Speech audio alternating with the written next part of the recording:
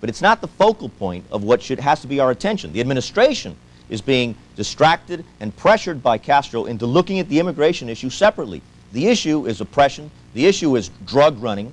The issue is the fact that he's got, the FBI is compiling a list, they still haven't finished it, of the fugitives from American justice that Castro's got there. So let's help the Cuban people. If we help the Haitians, we help the people in South Africa, and we ignore the Cuban people 90 miles away. I don't think by bringing them over 20,000 at a time is actually helping them. But David, what if you focused your attention not so much on the 20,000 who may come here from Guantanamo Bay, from the naval base there, and we have assurances or we have policy from President Clinton that when those 20,000 are here, that's it.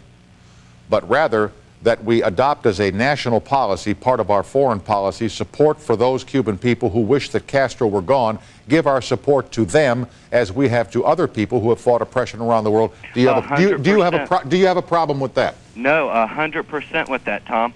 People that do want to overthrow Castro, but you know, we keep sticking our hand in here and there and here and there, and we're spreading ourselves thin, Tom. David, I'm glad you called. Thanks for your point. That's a good point. Thank you. The fact is that Cuba is 90 miles away. We keep on intervening 10,000 miles away, and whether it's, I'm not taking anything against the problem that exists in Somalia and elsewhere, but the reality matters is that there's no place in the world that's closer. There's no place that's been historically closer. And one interesting point about the immigration issue. Before Castro, not once did the Cuban people fill the quota that the United States had for immigration from Cuba. They didn't want to emigrate. No, that's right. And they're not going to emigrate when Cuba's free. In other words, Batista was a great guy.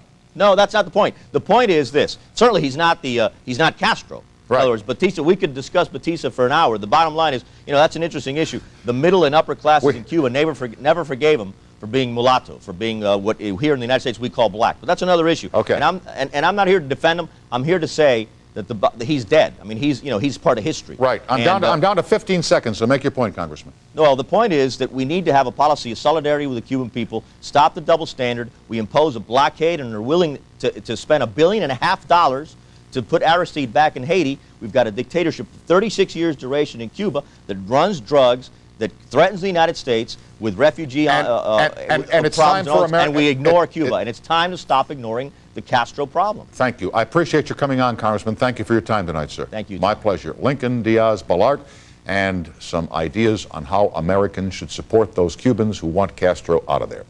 We'll be right back with a program reminder about tomorrow's show after these messages.